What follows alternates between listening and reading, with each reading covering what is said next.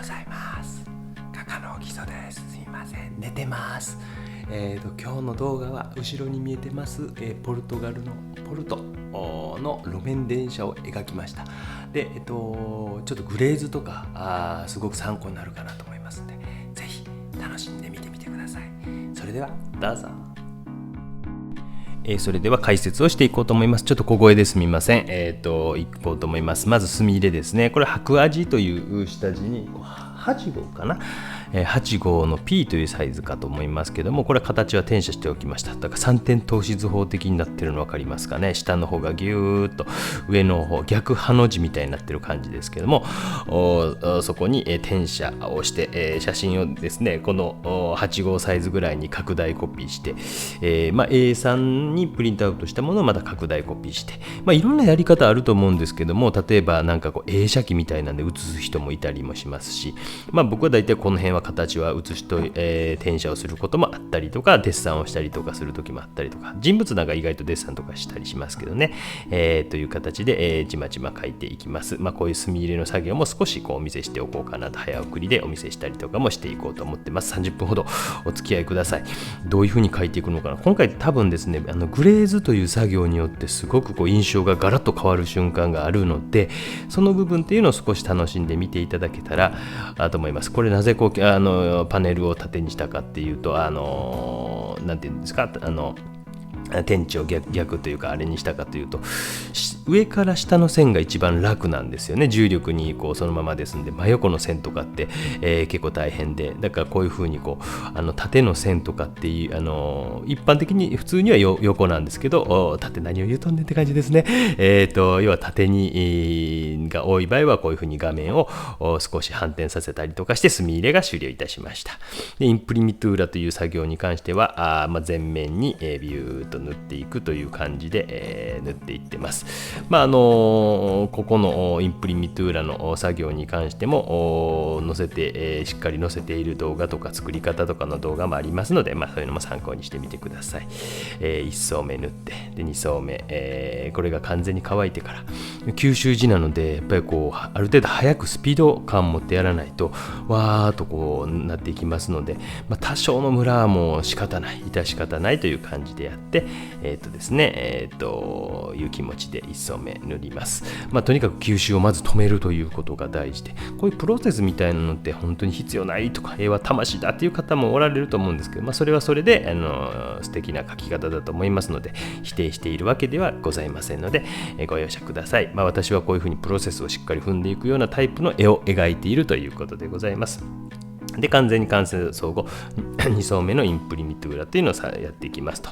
ここもちょっともうちゃちゃっと見せますけども、ハケだったけど今度筆でやってますね。で別にもうハケでいいと思うんですけども、あんまりこう油分を多くしすぎないのが僕の場合は、1層目は油分ある程度多くて、2層目っていうのはどっちかというと絵の具を、でコバルトブルーとこれが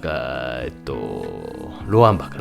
なというもので、筆で塗って、ある程度下地の色とかが、下地の線が見えている状態っていうのを保ちながらやっていかないといけないので、ちょっと慎重に、1層目よりはどっちかというと慎重に、そして吸収も若干止まってます。でもやっぱまだ吸い込みますということで、2層目のこういう風に塗っていくんですね。この辺は本当に経験である程度やっていって、やりすぎるともう下の線が完全に消えてしまうので、そこの僕なんかバランスが難しいなと思って、もう長いことやってるとこのぐらいでちゃんと下地の線も見えるけど、ある程度こうフラットにというかですね、塗りムラなく、塗ることができるという感じでしょうか。で前面にこう叩き筆で叩いていったということですね。で完全に完成後、ここから描画をしていくんですけども、どんな感じですか。マスキングテープですね。このぐらいの幅にね、こうしようと。このマスキングテープちょっとこうちゃんと平滑で絵の具もちゃんと乾いてるなというチェックをしていってますね。わかりますか。そしてビリビリビリビリっていう感じで、こういう風に、これはもうなんかエアブラシ用のマスキングテープで、使ってみた方とかは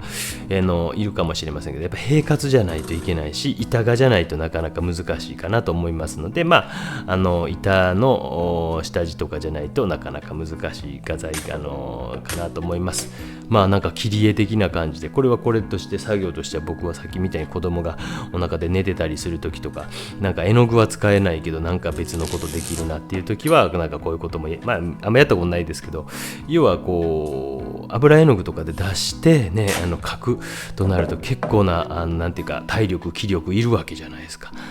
でも途中でちびがとかなったりしたらこうできなかったりするんで、今もこれ録画もちびっこを迎えに行くギリギリまで録画をしているんですけども、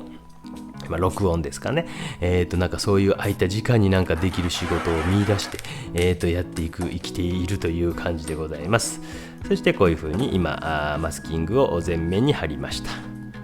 ね。でこういう感じですよと、写真とかもこの辺にぶっ刺しといて、書いていってます。うまいこと写真これね、初めにポルトって言いましたけど、リスボンでした。申し訳ない、リスボン、ポルトガルのリスボンというところに、山の上の方にずっと登っていくところに、本当ボロボロですけどね、結局僕らは行きは乗って帰りは歩いていきました。右側に道ありますけどね、そんな感じの路面電車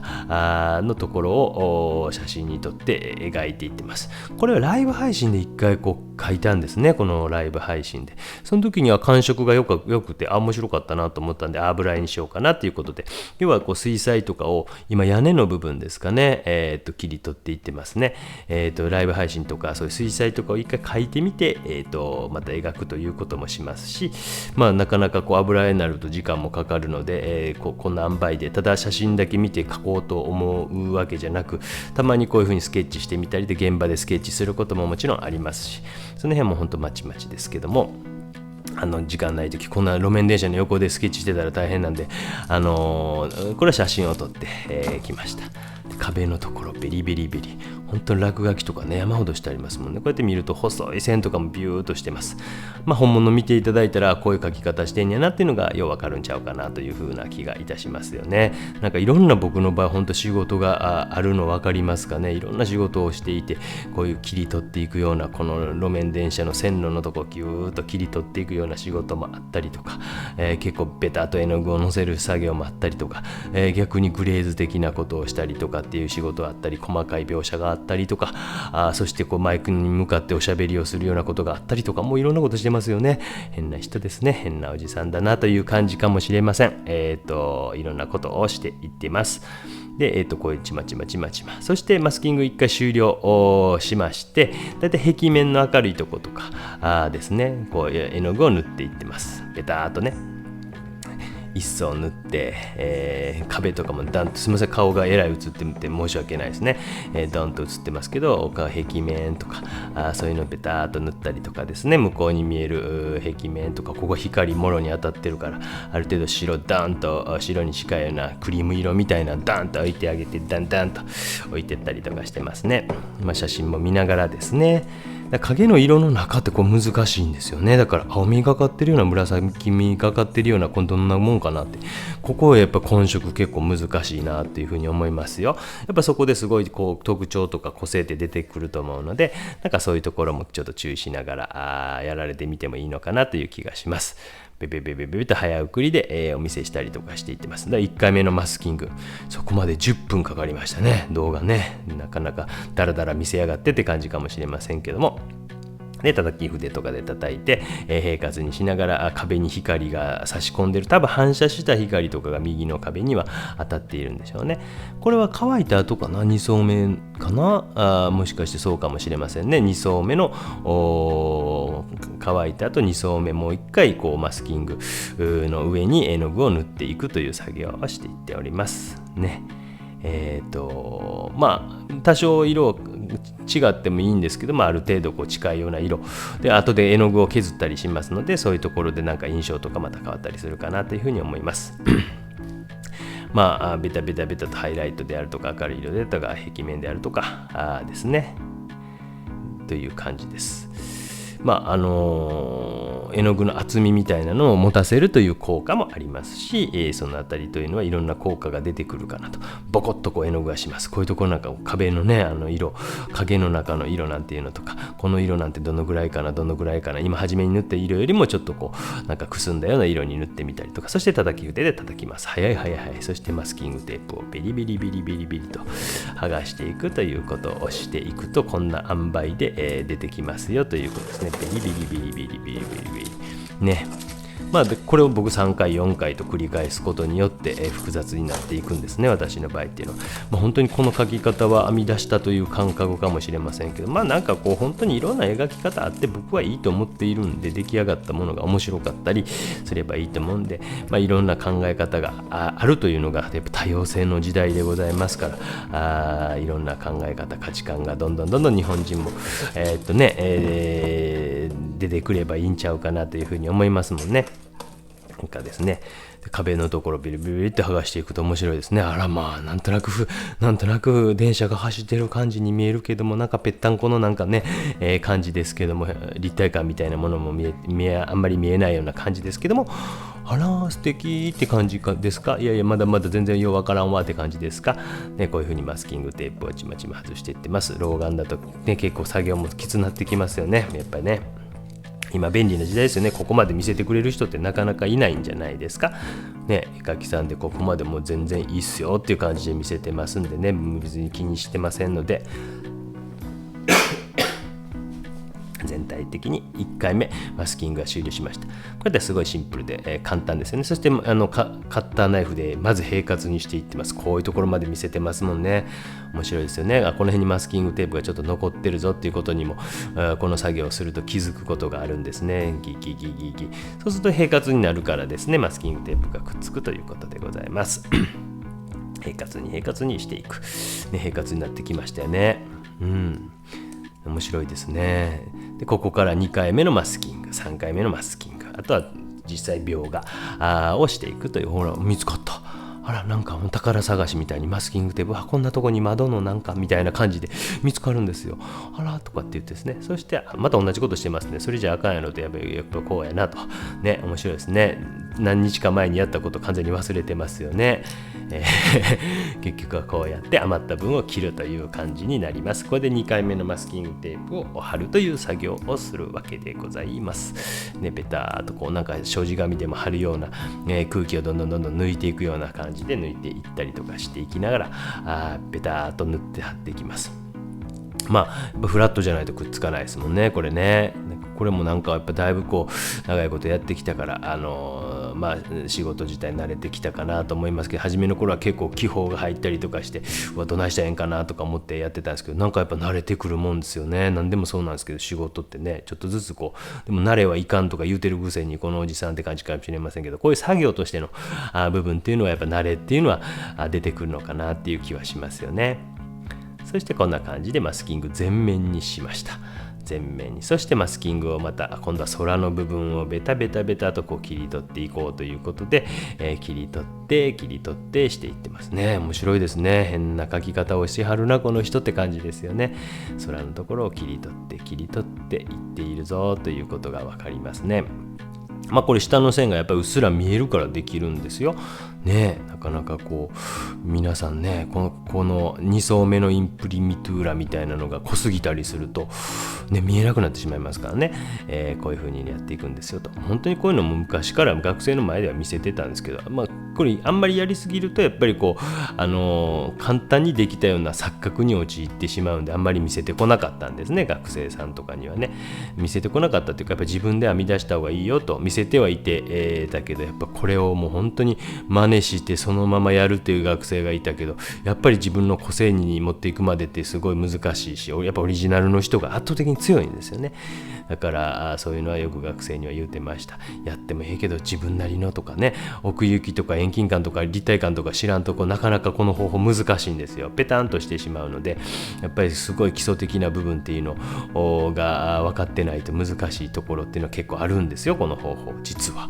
簡単なように見えて実はそうでもないんですよね。だからある程度まではババババッと大きな作り自体の作り方自体はすごく楽なので、いいかなと。そして絵の具を2層目、のマスキングテープのところに塗っていっておりますね。空もどんな空かな、色かなっていうことを探りながら塗っていくというような感じですね。雲がこの辺にあるよと、本当にいいですよね。またヨーロッパも行きたいですね。どれくらいになったら、来年だったらもっと行きやすくなるんかな、どうなんかな。なんか日本ってなかなかその辺がね、ちょっとワントーンツートーンやっぱ慎重になる国なのかもしれませんよね。ちょっとよくわかりませんけども。で、もっと行きやすくなったら行きたいなと思いますよね。ポルトガルなんかちょっとやっぱり直行便みたいなのなかったと思うんですけど、なんかヨーロッパの人の観光地っていう感じがしたんですね。僕らが行った時あんまりヨーロッパの人以外の人で少なくて、で物価もすごい安かったから良かったですよ。非常に良かったですね。クリスチャーノ・ロナウドとかねの出身であったりとかですね、すごくいいなと思いましたよ。物価はすごい安かったですね。なんか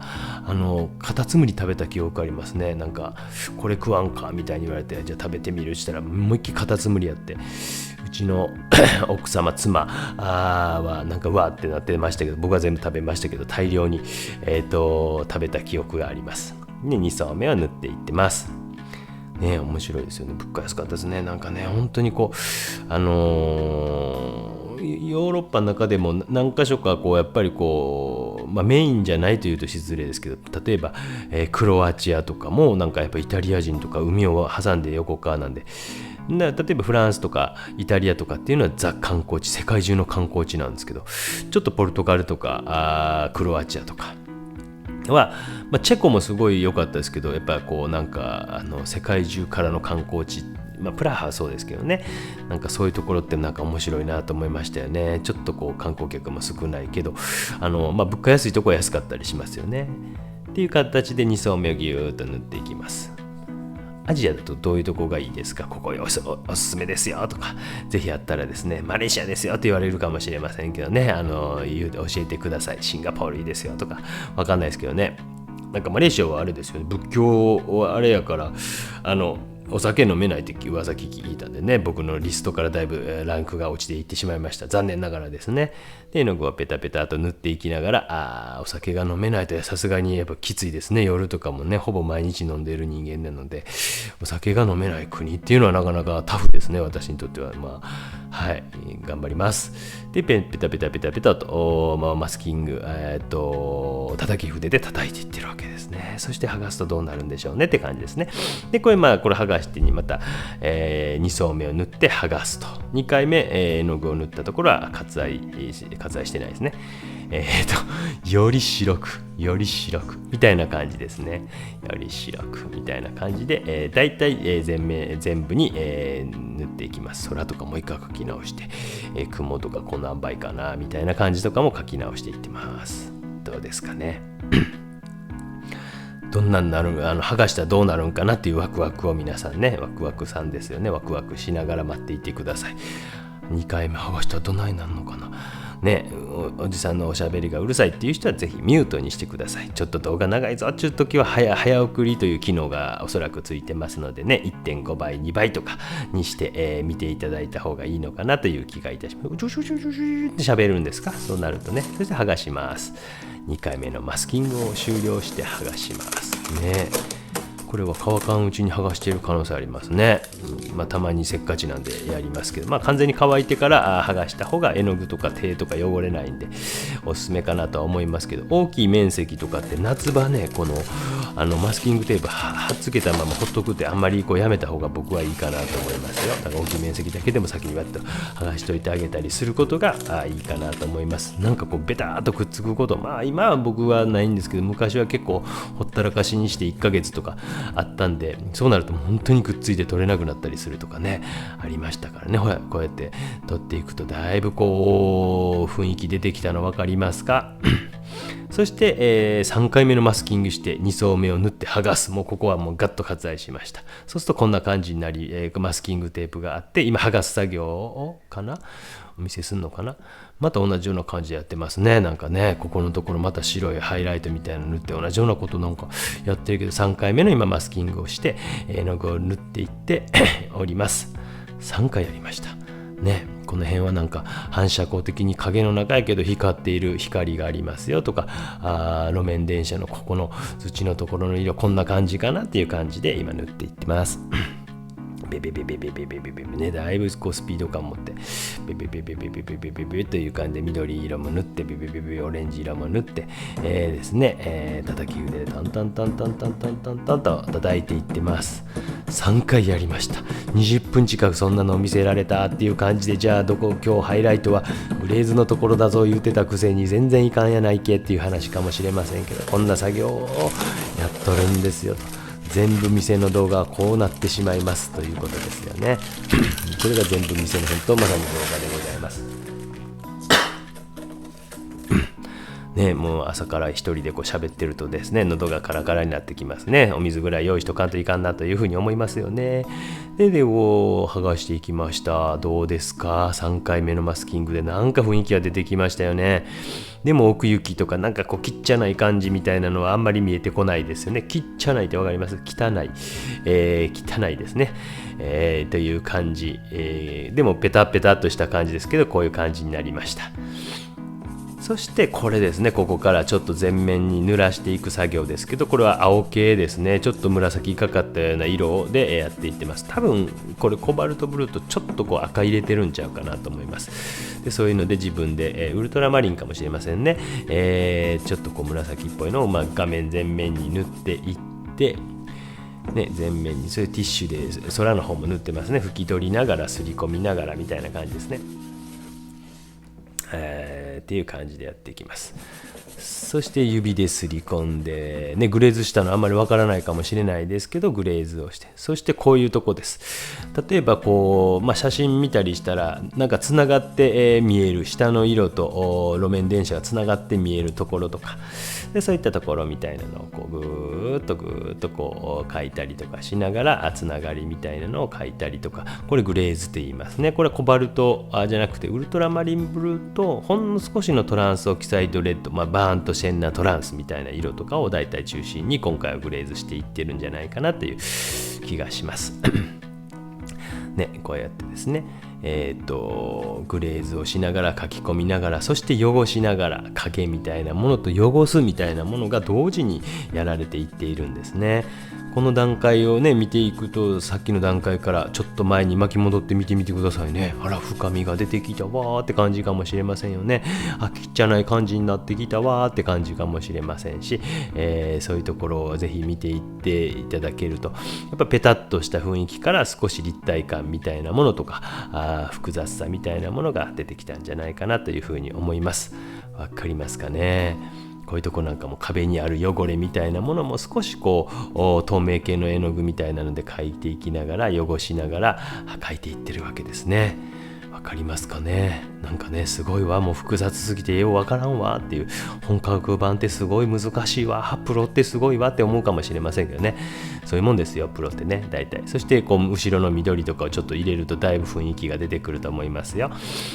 あそこにあるちょっと小高い森、クワガタがいそうですね。本当になんかそういう感じの森みたいな感じがあって、少し全体を汚したり、そしてこう叩き筆でこうグレーズしたところを叩いたりとかして、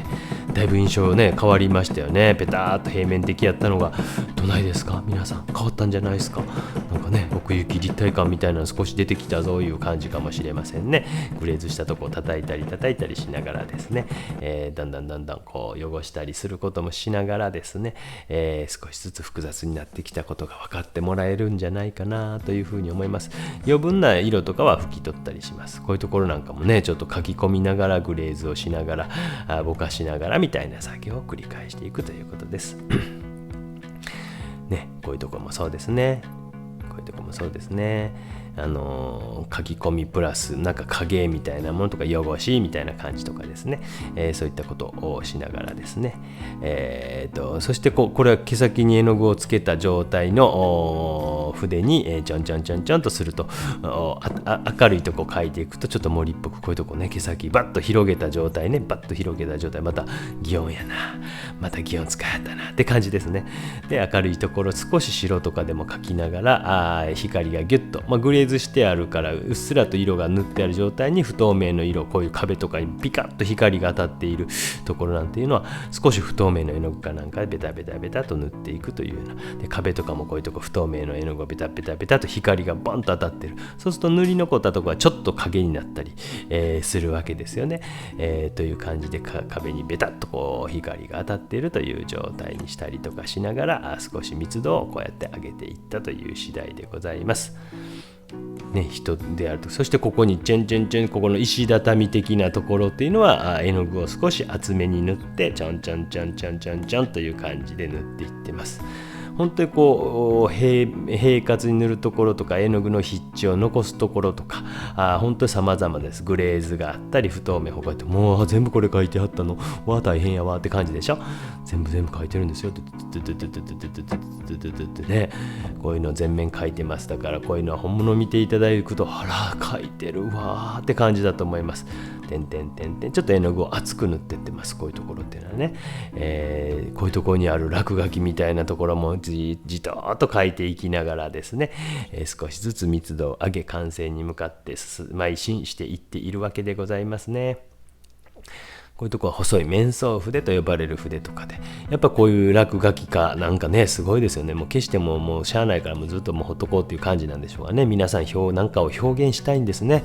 世の中の人々っていうのはそういうものなのかもしれません。何か自分を表現したい。だからこんな本当に、首都にあるもう本当にこうリスボンのねガンガン壁とかも落書きしてありましたもんね。なんかそれはそれでヨーロッパやなっていう感じがして面白いなというふうに思いました。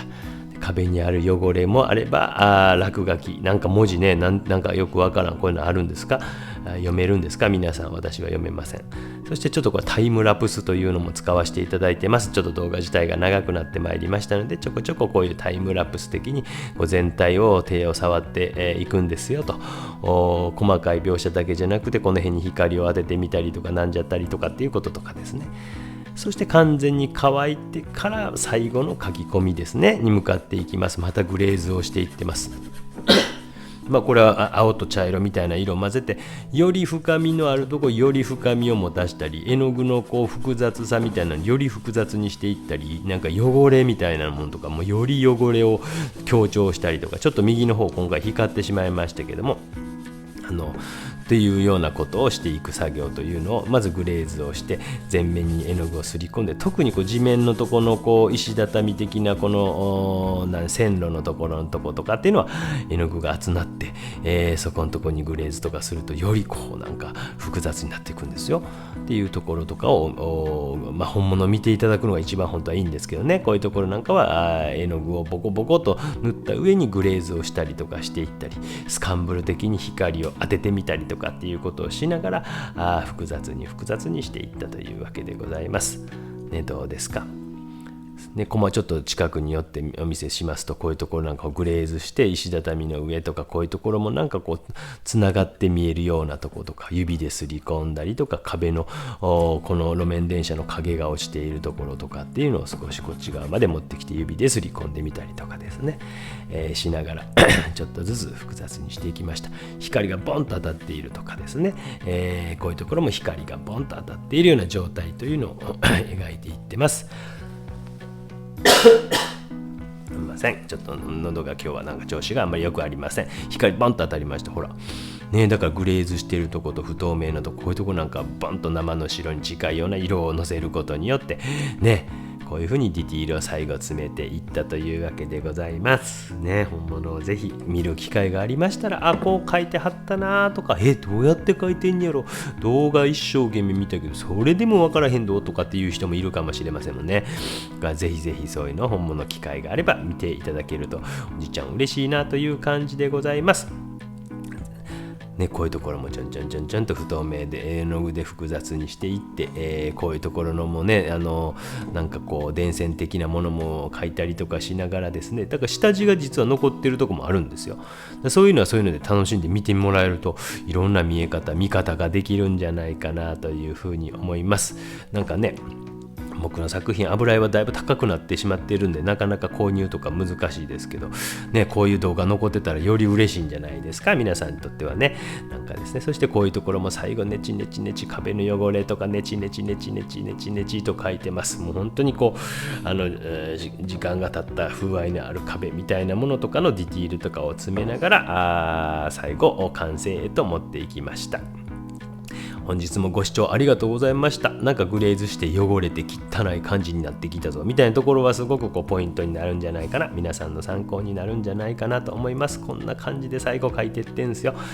わー、ネチやってはるわーって感じかもしれませんね。ぜひまた、機会があったらお会いできる日を楽しみにしております。ちま最後お見せして、終わりにしたいと思います。30分も今日もご視聴ありがとうございました。よかったらグッドボタンとかね、コメントいただけたり、チャンネル登録とかしていただけるとおじちゃん嬉しいなという感じでございます。というわけで、本日も動画も以上となります。ご視聴ありがとうございました。最後にサインを入れますので、そこまで、見ていただければなと思います。終わります。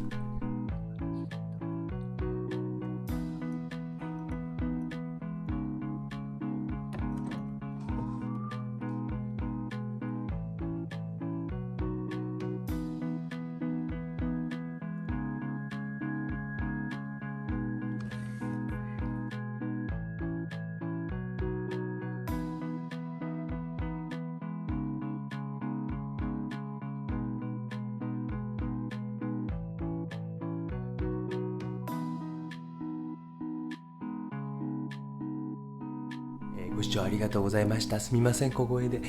こういった感じでグレーズしていくと深みが出てきてですね、陰影とかつけれますので、ぜひ、こういったものも参考に、アクリルとかも多分できますので、ぜひ頑張ってみてください。また次回動画でお会いしましょう。では。はい、チャンネル登録よろしくね。SNS もやってますよ。よろしく。ではでは。